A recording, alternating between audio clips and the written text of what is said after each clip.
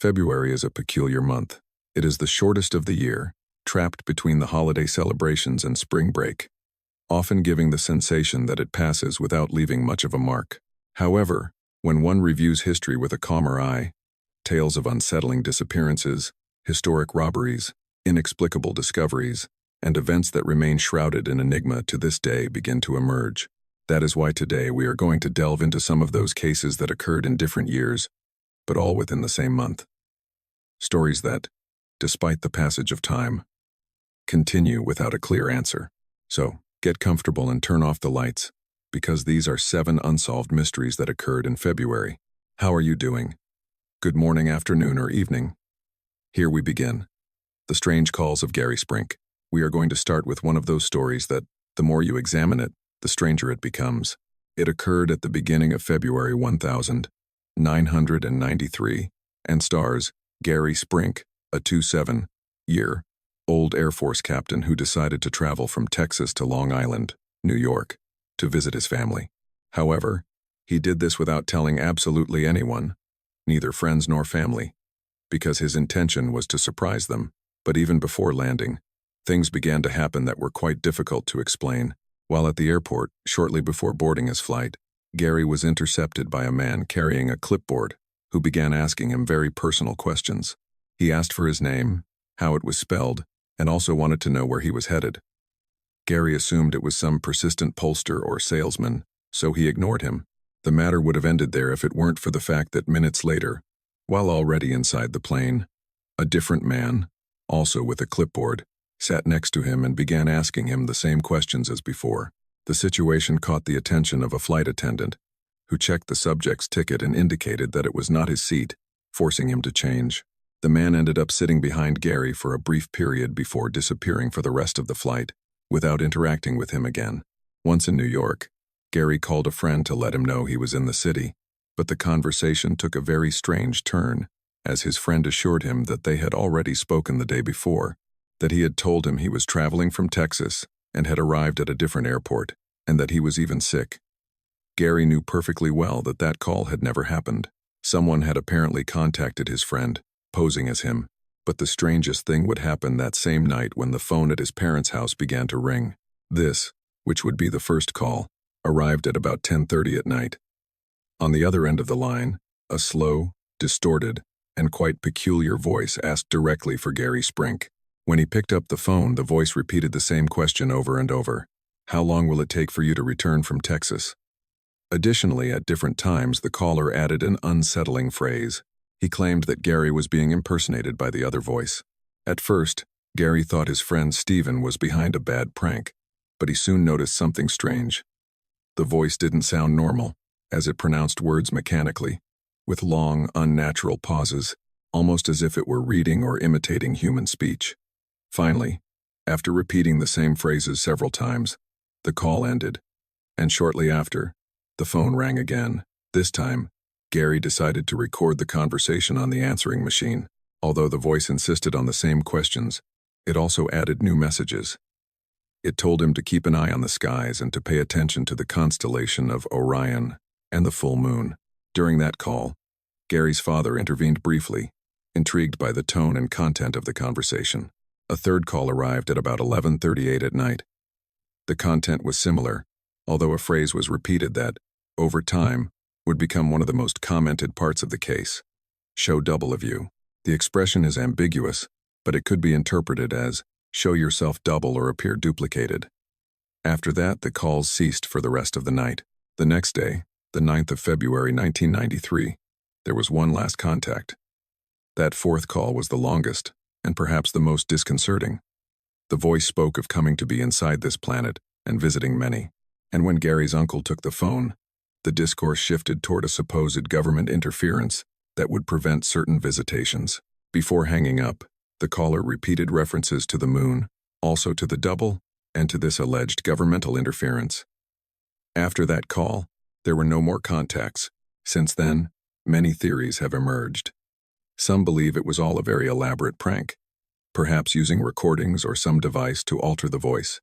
It has also been pointed out that Gary's family showed interest in topics related to UFOs and inexplicable phenomena, something that could have influenced how they interpreted the events. However, one detail remains unsettling. Nobody knew about Gary's trip. If it really was a prank, someone had to find out about his plans practically in real time. On the other hand, there are those who believe the calls could have had a much stranger origin.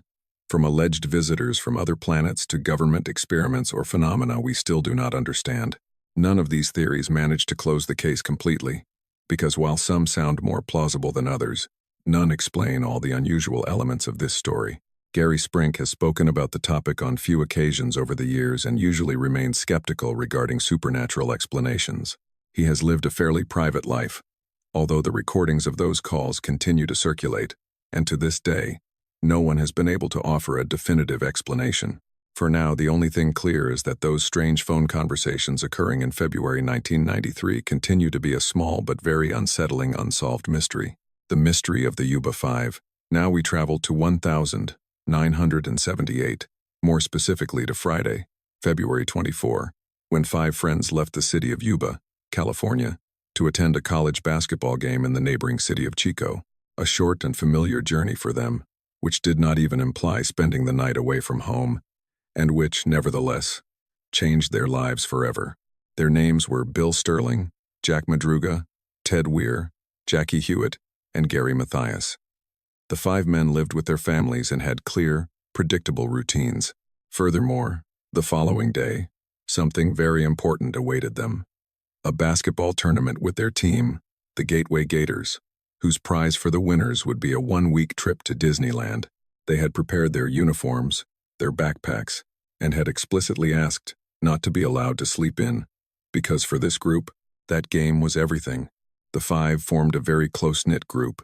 4 of them had moderate intellectual disabilities and participated in a vocational program in Yuba County, while Gary Mathias, unlike the others, suffered from schizophrenia, acquired after his military service, although by that time he was medicated and stable, being considered a success case by his doctors. The group looked after each other. They understood each other without many words, and they rarely strayed from the places they knew. That night, they left without heavy coats, without special equipment, and without supplies, only with light clothing and the excitement of any group of friends planning to return home after a sporting event. Around 10 at night, after the game had ended, they were seen at a store called the Bevel's Market, a few streets from the stadium, where they bought cupcakes, sodas, milk, and a chocolate bar. All this indicated that they would return directly to Yuba, as they did every time. But this time, something changed. The next day, when no one appeared at home and no one answered calls, the families knew immediately that something was not right. They did not disappear, they did not improvise trips, and they did not stay out all night without warning. So the authorities were notified immediately, and a search began. 4 days later, on February 28, a forest ranger in the Plumas National Forest found Jack Madruga's car, a 1969 Mercury Montego, which was abandoned on the side of a snow-covered mountain road in an area completely opposite to the route the 5 men should have taken to return home. This implied that the detour was not only strange, it was simply absurd. The car was not crashed, not stuck, and had enough gas. The engine worked without problems. The tires showed slight marks of having skidded, but nothing that 5 people could not have solved by pushing it. Inside the vehicle, there were no signs of violence, only food wrappers, perfectly folded maps, and in fact, the chocolate bar was half-eaten, and there was no other sign, nothing out of place. Yet, the car had been abandoned in the dead of night, in the cold, for no apparent reason. That same night, a man named Joseph Shawns had his car get stuck in the snow in that very same area, and while waiting for help, he began to suffer a sharp pain in his chest, so he remained inside his vehicle with the engine running to avoid freezing. During the early morning, Shawns heard whistling, saw lights moving among the trees, and observed several human figures walking, among them, according to him, a woman who seemed to be carrying a baby. When he shouted for help, all the lights went out, and silence returned. Later, he saw flashlight flashes again, but when he tried to call out again, they simply vanished. His testimony was considered strange, impossible to verify, and it never really led to a concrete lead. But it was the only testimony that existed. For months, no new trace appeared. There were no clothes, tracks, or clear signs of where they had gone, so the case quickly stalled, at least until July 4, more than 3 months later, when a group of motorcyclists found an abandoned Forest Service trailer, several kilometers from the place where the Mercury car was found. Inside, on a metal bed and covered carefully with multiple blankets, lay a body in an advanced state of decomposition. It was Ted Weir. The autopsy revealed that he had survived between 8 and 13 weeks after the disappearance, dying finally from a combination of starvation and hypothermia. He had lost more than 40 kilograms, and his feet were so damaged by the cold that they showed severe signs of frostbite. But most disturbing of all was discovering that the trailer had heating, additional blankets, unused matches, and food rations sufficient to feed 5 people for at least a year. But none of this had been used. On the other hand, the authorities noted immediately that Ted could not have covered himself in that way on his own, which indicated that someone else had been with him. Additionally, in the trailer, Gary Mathias's shoes were also found, a detail that raised even more questions. In the following days, the remains of Jack Madruga and Bill Sterling were found along the road between the car and the trailer, both dead from hypothermia. Shortly after, the remains of Jackie Hewitt appeared, who had also died from exposure to the cold. 4 men had been found, but one was missing, Gary Mathias, who in fact never appeared. To this day, no one has been able to explain why they abandoned a perfectly fine car, why they walked for hours toward the mountain, and why they did not use resources that could clearly have saved their lives. There was no avalanche in the area, no confirmed pursuits, and according to everything that can be seen, there was no threat to them, only a chain of decisions that do not quite fit. And for that reason, more than 40 years later, the case of the Yuba Five remains one of the strangest and most unsettling unsolved mysteries in the history of the United States, the Antwerp Diamond Heist. For decades, the Antwerp Diamond District was considered one of the safest places on the planet, and for good reason, not just because of the enormous amount of money that moved there every day, but because of the almost obsessive level of surveillance that surrounded those few streets. Because of the cameras located on practically every corner, the constant patrols, and the specialized police division dedicated exclusively to protecting what is, in simple terms, one of the most important points of the global diamond trade. It is estimated that around 80% of the world's rough diamonds pass through this district at some point. In the heart of this place was the Antwerp World Diamond Center, a complex whose vault, located 2 levels underground, housed 189 safe deposit boxes belonging to merchants from different parts of the world. It was a site that seemed completely impenetrable thanks to its heat, motion, and light sensors, its magnetic fields, seismic alarms, Doppler radar, its steel door with a 100 million combination lock, and permanent private surveillance. Everything was designed so that no one could get in, much less get out. But this changed during the Valentine's Day weekend of 2003. On the night of February 16, while the city slept and the neighborhood was practically empty, 5 Italian men began to execute a plan that had been in preparation for more than 2 years. A heist so meticulous that for hours, no one noticed that beneath their feet, one of the largest vaults in the world was being emptied. The group's leader was Leonardo Notarbartolo, a jeweler by trade, charismatic, patient, and with a remarkable ability to go unnoticed. Years earlier, he had rented an office within the same Diamond Center building, an apparently normal move that allowed him to gain the guards' trust and, above all, access to a safe deposit box inside the vault. From there, he began to study the place quite calmly, observing the routines, the systems, the timing, and every possible detail. With hidden cameras and pens, frequent visits, and almost surgical patience, he and his team identified the different security systems protecting that vault. Far from being intimidated, they brought together the exact people to neutralize them. An alarm expert known as the Genius, a legendary locksmith nicknamed the King of Keys, a strong and skilled man with mechanics named the Monster, and finally Speedy, an old friend of Notarbartolo, impulsive and nervous, without technical specialty but equally part of the group. The preparation was so meticulous that they even built a replica of the vault in a shed where they rehearsed the robbery over and over. There, they memorized distances, timing, positions, and practically every movement they would have to make in the dark.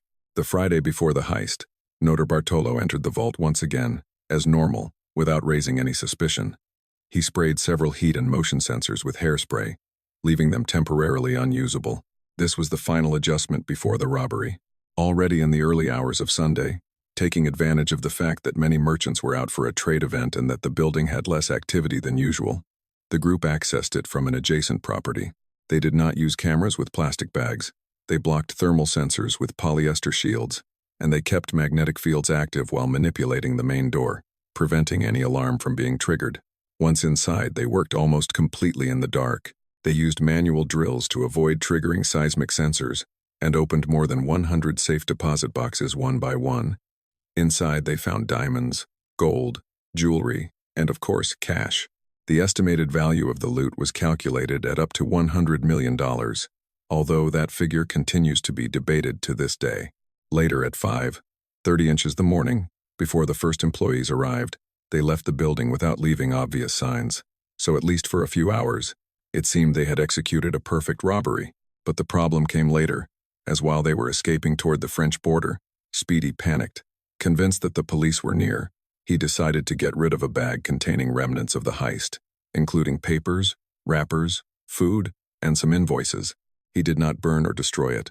He simply threw it in a rural field, an impulsive gesture that ended up marking the group's destiny, as the owner of the land found the bag and notified the police. Upon arriving, authorities found inside blueprints of the building, tickets, a card with the name Elio, and even food remains that subsequently allowed them to obtain DNA. So, little by little, the pieces began to fit together. In a matter of days, 4 of the 5 responsible individuals were identified and arrested, all, except one, the so-called King of Keys, whose identity was never confirmed and who, to this day, has never been captured. Notar Bartolo was sentenced to 10 years in prison for being the mastermind behind the robbery, while the rest received lesser sentences. However, the biggest problem for the police is that the loot never appeared. Years later, Notar Bartolo himself claimed that the robbery had been commissioned by an anonymous financier and that the real value of what was stolen was much lower, barely $18 or $20 million. He even insisted that part of the heist could have been a scam against insurance companies. However, investigations indicated that the vault was not even insured, which made that version even more confusing. To this day, more than 2 decades later, the diamonds remain missing. There are no clear traces of their sale, no confirmed private collections that have them, and there were no definitive confessions. What remained was a robbery executed with almost impossible precision, something that looks like it came from a movie. A king of keys fleeing justice and a loot that literally seems to have vanished into thin air. The case of Naoyuki Oino. We move to the land of the rising sun, more specifically to the Fukushima prefecture, where in 1989, a 2-3-year-old young schoolteacher, whose identity was never revealed publicly, made one of the most unsettling discoveries in the recent history of the region. On the afternoon of February 28, the teacher entered the women's restroom of the school where she worked, an old-fashioned toilet of those that forced one to squat in order to use them, and it was then that, when looking toward the interior, she noticed something that shouldn't be there, a shoe peeking out from the bottom. Confused and alarmed, she quickly left to lift the lid of the septic tank, and upon doing so, she could clearly see a human foot sticking out among the waste. Panicked, she began to scream for help, alerting her colleagues, who arrived immediately and shortly after notified the authorities. When the police arrived at the scene, they confirmed that this body, the body of an adult man, was inside the tank. The extraction was complicated and unpleasant, as this body was covered in residue, and once washed, the identification was almost immediate for the locals. It was Naoyuki Oino, a 26-year-old man, who had been missing for several days. But what disconcerted everyone most was not only the place where he was found but the way his body was positioned. The tank belonged to an old model, as mentioned before, with a narrow U-shaped structure designed exclusively for the flow of waste and not for a person to enter. The access pipe was barely 36 centimeters in diameter and a little over 1 meter in height. And yet, Naoyuki was found in the lower section, lying on his back, with his legs bent toward his chest, almost in a fetal position. In fact, getting him out was so difficult that neither the firefighters nor the police managed to do it without having to destroy part of the pipe, which made it clear that introducing a body there from the outside would have been practically impossible. But there were more unsettling details. Despite the winter cold, Naoyuki was not wearing a shirt and only had one of his shoes on. Furthermore, against his chest, he was holding his shirt, which was carefully folded and completely clean. This is difficult to explain if one considers that the space inside the tube was so small that it would barely have allowed him to move, and he wouldn't even be able to fold a garment in that way, which suggests he arranged it before entering, or that someone else did it for him. On the other hand, the shoe that caught the teacher's attention was found near the head of the body, just under the toilet, as if it had been thrown from above, while the other shoe appeared days later in the bed of a nearby river, some distance from the site. The autopsy determined that Naoyuki had died 2 days before being found, on February 26, and the official cause had been hypothermia. He showed no fractures, no serious wounds, and only had some minor scratches. His car was located near the site, with the keys still in the ignition and the door unlocked, and his family stated that he had left on the 24th to run some errands and never returned. People close to Naoyuki reported that he was not a problematic person, nor was he marginalized. He worked as a sales manager at a company linked to a nearby nuclear plant and was considered by neighbors and acquaintances to be a calm, responsible, and reliable person. Therefore, when the police concluded that his death was due to an attempt to spy on women inside the restroom, the public reaction was immediate. More than 4,000 people signed a petition to have the case reopened, but this request was rejected, and the investigation was closed permanently. However, the inconsistencies did not end there. As the teacher who found the body knew Naoyuki beforehand, since he had helped her some time ago in a case, and some considered it strange that she managed to distinguish the shoe in a poorly lit bathroom, and that she decided to open the tank on her own, although really, no evidence was ever presented against her. Local tensions related to the nuclear plant where the man worked were also mentioned, theories that fueled more complex speculations, but could never be proven. In the end, only the facts remain. For reasons that are still not clear, Naoyuki Oino, with only one shoe, without a shirt, and holding this carefully folded garment, ended up inside a practically impossible space in a septic tank in the women's restroom, where he died of cold without even trying to cover himself with the clothes he was carrying. Even if the official version were correct, it is difficult to imagine someone making such a decision in a dark, foul-smelling place, from which there was no simple way out, and for that reason, more than 3 decades later, the case of Naoyuki Oino remains one of the most disconcerting mysteries in Japan. A puzzle full of pieces that simply do not fit with each other. The case of Leon Monser. In February 1982, in a small community in Wheeling, Ohio, a 21-year-old man disappeared without a trace, starting a case that, with the passage of decades, only became more and more unsettling. His name was Leon Monser, and although he was not a public figure or someone especially well known outside his circle, his disappearance left a series of strange signals that could never be fully explained. Leon was married to Irene Zimmerman, and they had a young daughter named Yuli. However, his personal life was going through a complicated moment. He had problems with alcohol, a difficult temperament, and a history of conflicts in his relationships. The marriage had practically ended, and they were in the middle of a divorce process. Even so, Leon worked constantly. He even managed to have several jobs at the same time, and among neighbors and acquaintances, he remained a relatively well-liked, sociable young man who, despite his conflicts, maintained many friendships. However, a few weeks before disappearing, his behavior began to change noticeably. He became more reserved and tense, especially when it came to his daughter. He avoided being photographed, preferred that she not go out without him, and seemed to always be on alert, as if he expected something to happen, although he never clearly explained the reason. Shortly before his disappearance, something key occurred in this case. Leon received an anonymous letter made with magazine clippings, which contained a brief but very unsettling message: "Leave it alone or you're dead."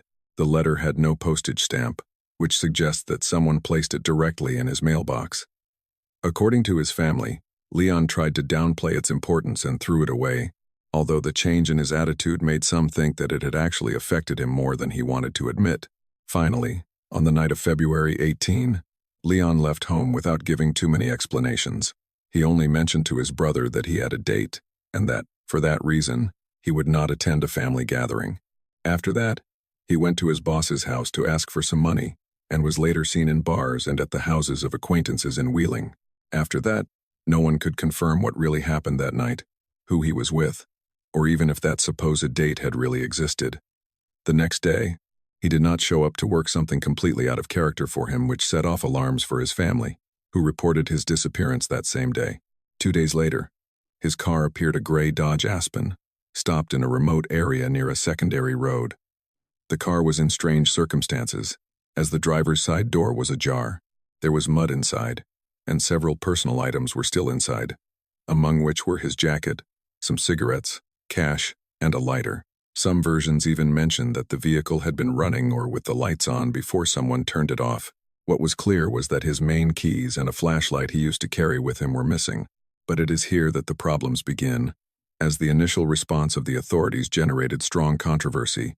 Since Leon's family ensured that the car was not analyzed in depth and ended up being removed by them, they also commented that for years the vehicle remained without receiving an adequate forensic review, something they considered to have been a lost opportunity to collect key evidence. And if all this were not enough, after the disappearance, a series of even stranger and more unsettling episodes began to occur. Irene stated that for months, a man in a truck seemed to follow her and her daughter. In addition, for about 2 years, someone in a dark hoodie would stand watching their house from a distance, in silence, without getting close enough to be identified. That constant presence fueled a disturbing idea, that perhaps someone was watching the family, or that it could even be Leon himself watching his daughter without daring to approach. Irene also received several anonymous calls, which at times were unsettling and at others simply cruel. In one of them, someone assured the woman that Leon had been murdered and buried, a fact that could never be corroborated, but which fueled the family's anguish. Over time, different theories arose. Some point to personal conflicts, bar fights, or problems related to alcohol or drugs, while others speak of romantic revenge or even ties to criminal circles that Leon frequented occasionally. There is also the possibility of an accident never discovered or a voluntary disappearance, although the latter is difficult to sustain, considering that he left behind his daughter, his belongings, and his work routine. The case became even more complicated when the police file went missing for years and was not recovered until 2007, when the investigation was reopened as a cold case.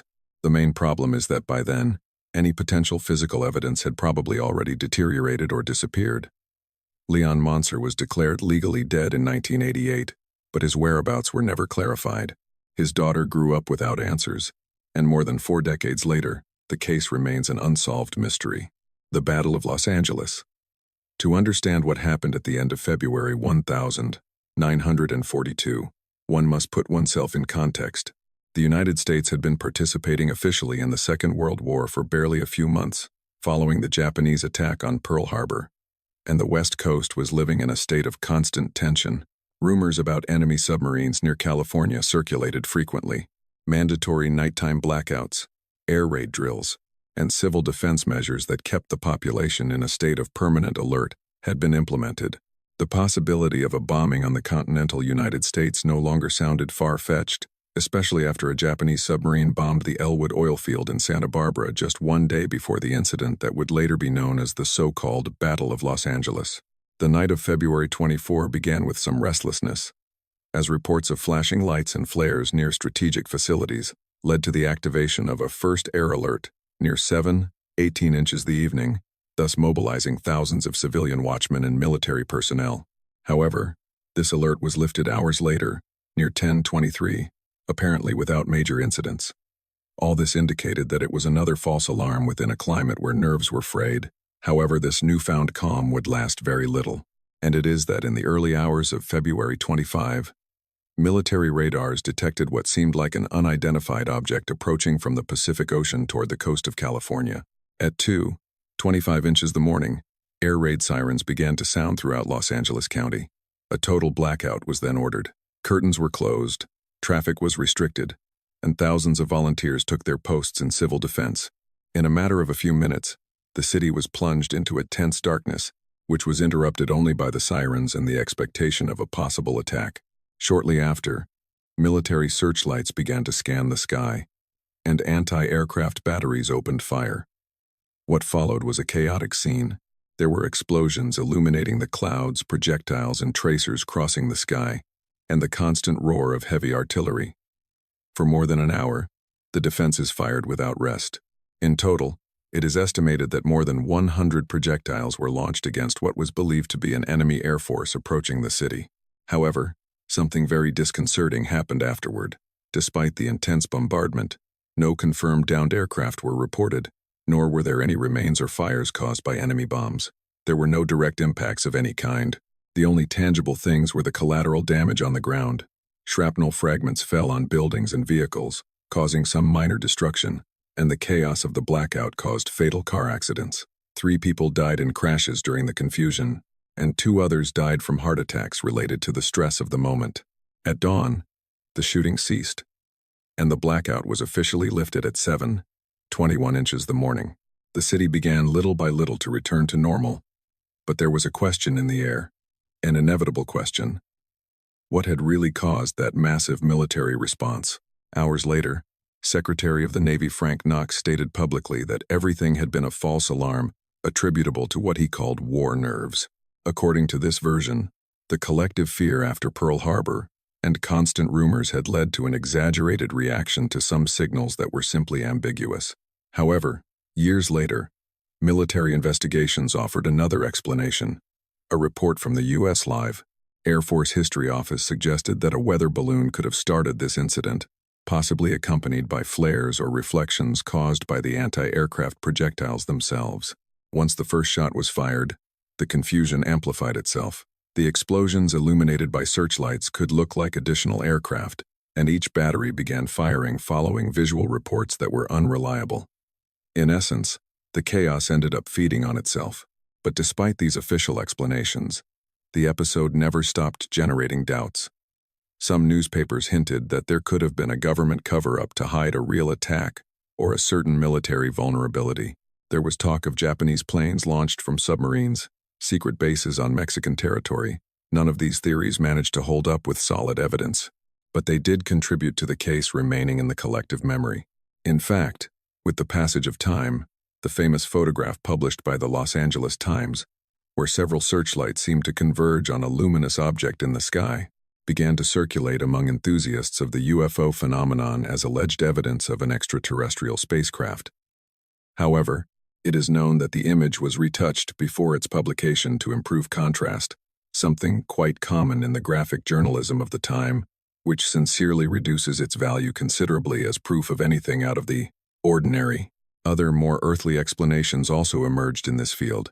Some spoke of experimental weather balloons with metallic components that could have triggered radars and searchlights. Others mentioned birds, flares, or technical errors in detection systems that were still very new at the time. The truth is that the context of extreme tension made it easier for any ambiguous stimulus to be interpreted at that moment as a real threat. With the passage of time, some historians and analysts have agreed that the episode reflects above all the psychological climate of those times. The United States faced the possibility of attacks on its own territory. Information circulated slowly, and many decisions were made under pressure. In that scenario, the line between precaution and panic could become extremely thin. Even so, the incident has never been completely closed, at least in the public perception. For some, it was simply a collective error amplified by fear, but for others, it was a display of military incompetence in times of crisis. And for the more speculative sector, it remains an open mystery fed by contradictory testimonies, inconsistencies in reports, and the absence of a unique explanation that can convince everyone. Today, more than 80 years later, the so-called Battle of Los Angeles remains one of the most peculiar episodes of the Second World War on American territory. It was not really a battle, as there was no confirmed enemy, nor a victory or a defeat. There remained only one night in which an entire city looked to the sky waiting for an attack that never came, and a story that every so often returns to generate the same question as always. What exactly happened on that early morning in Los Angeles? The assassination of Jane Stanford. At the end of the 19th century, the name Stanford was practically synonymous with power, money, and influence in the United States. Leland Stanford had been a railroad magnate, politician, and a key figure in the economic development of California. But after his death in 1893, the one who remained at the helm of both the family legacy and one of his most ambitious projects was his wife, Jane Lathrop Stanford. Together with her husband, she had founded Stanford University in memory of their only son, who died as a teenager. For her, the institution was not just a work of philanthropy, It was also an emotional extension of her family. For years, she participated actively in its administration, made important decisions, and maintained a constant presence in its functioning. In many ways, she was the central figure of the project. Therefore, when she died suddenly in Hawaii in 1905 at 76 years of age, the official version of a simple heart failure was accepted almost without question. However, medical documents, testimonies, and various prior events began to point toward something quite more unsettling. A month before her death, on the 14th of January 1905, Jane Stanford was in her San Francisco residence when she drank a sip of mineral water that immediately tasted strange to her. The bitter taste and the burning sensation in her throat alarmed her so much that she induced vomiting and asked for help. The bottle was sent to be analyzed, and the result was overwhelming. It contained strychnine, an extremely potent poison, sufficient to kill in a matter of minutes. Although the fact generated rumors in the press, publicly, they tried to downplay its importance. They spoke of fragile health, stress, and even the convenience of changing climates. Shortly after, Jane decided to travel to Hawaii to rest and recover. Officially, it was a trip for wellness. But the attempted poisoning made it clear that someone, for unknown reasons, had tried to kill her. In Honolulu, at least at the beginning, she seemed to improve. She walked, socialized, and regained some normalcy. On February 28, she participated in a picnic in the gardens of the Moana Hotel, and according to those who were present, she looked calm. That night, before sleeping, she asked for sodium bicarbonate as a digestive aid, something quite common in that era. Hours later, the symptoms began, which included violent muscle spasms, progressive stiffness of the body, and difficulty breathing. Between convulsions, she managed to say that she believed she had been poisoned again, and doctors arrived immediately, but the symptoms advanced rapidly, so she died that same night. The autopsy performed in Hawaii was clear. There was strychnine in her system, and a coroner's jury concluded that the substance had been introduced deliberately, so for the local authorities, that was a homicide. But that version was not the one that ended up prevailing. David Starr Jordan, then president of Stanford University, traveled to Hawaii and shortly after promoted a different explanation. According to him, Jane Stanford had died of heart failure.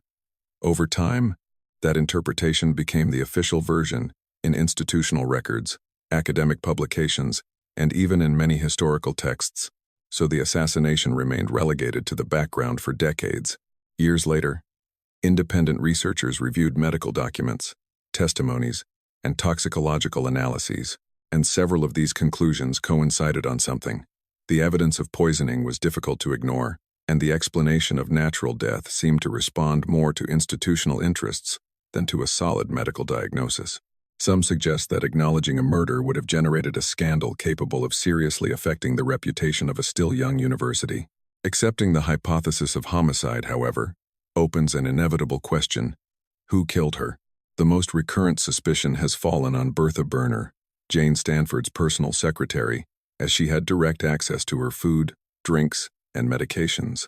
She was also present both in the attempted poisoning in San Francisco and in the final episode in Hawaii. Additionally, after Stanford's death, she inherited a considerable sum of money and a property. Even so, no conclusive evidence or a completely clear motive ever appeared. Some subsequent investigations pointed out inconsistencies in her testimonies and in autobiographical writings she published years later, but nothing was sufficient to support a formal accusation. There have also been mentions of tensions within the university, administrative disputes, and possible personal conflicts. Jane Stanford had a strong character. She participated actively in academic decisions and had shown disagreements with members of the university environment. However, none of those lines of investigation managed to consolidate. The time ended up closing practically any possibility of solving this case. There was no deep criminal investigation at the time. Many documents were interpreted conveniently, and the possible participants died decades ago.